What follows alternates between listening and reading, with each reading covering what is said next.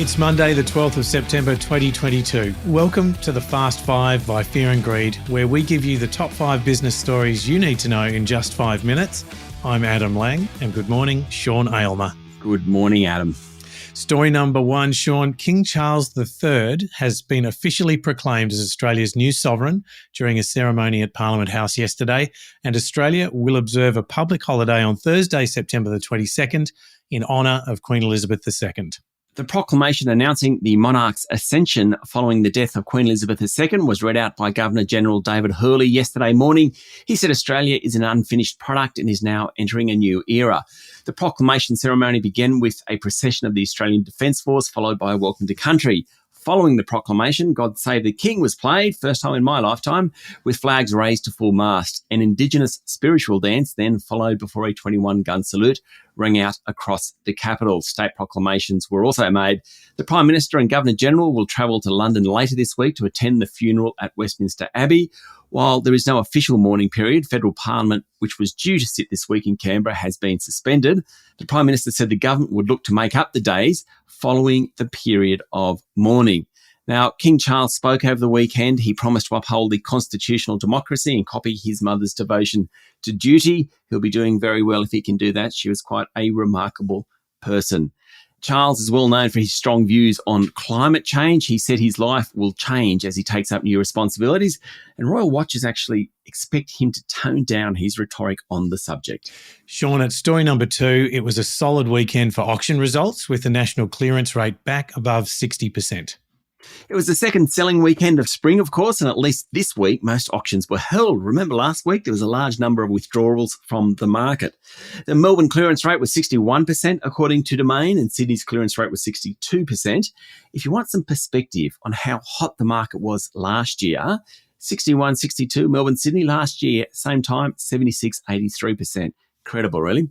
Over the weekend, Brisbane's auction clearance rate was the lowest among the capitals at 46%, Adelaide the highest at 78%, and Canberra was at 54%. And just before we leave the housing market, most of the banks have passed through those rate rises from last week from Reserve Bank, Commonwealth Bank, NAB, ANZ, Macquarie, Bendigo and Adelaide have all done so. Westpac's likely to do so.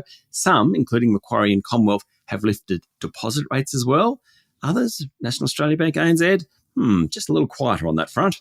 Story number 3, Sean. It's annual general meeting time, and there's always plenty of interest in annual reports and how much CEOs are getting paid. We've just found out how much Qantas CEO Alan Joyce gets. That's right. It was in the notice of the annual general meeting released on Friday. Now, the CEO, Alan Joyce, got paid $2.3 million last financial year, up 15%, but still well below his remuneration pre-COVID. In fact, in 2018, Mr. Joyce received nearly $11 million. And this time around, there were no short-term bonuses. Mr. Joyce's pay has been much speculated, given the poor performance of the airline in recent months and negotiations with workers overpay. Chair Richard Goyder said the COVID restart had been bumpy. Sure has. But the group's latest performance figures show it is back on track.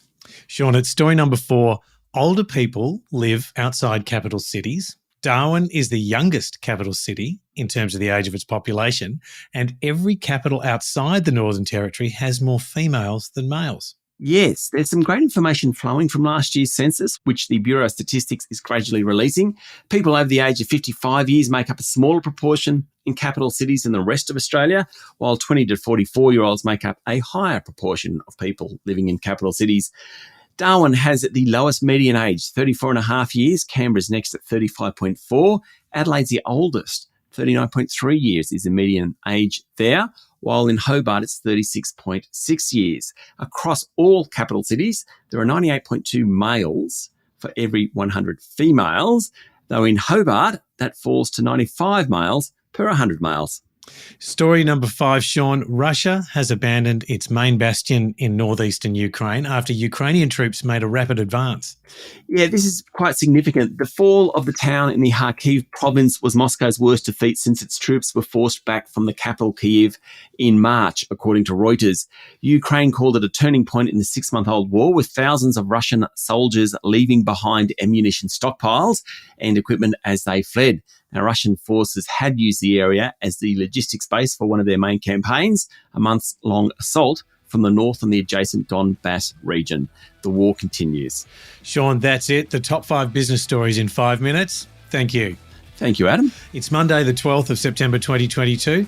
Remember to hit follow on the podcast. And if 5 minutes isn't enough, then find our longer podcast called Fear and Greed on your favourite podcast platform. I'm Adam Lang, and that was the Fast 5 by Fear and Greed. Have a great day.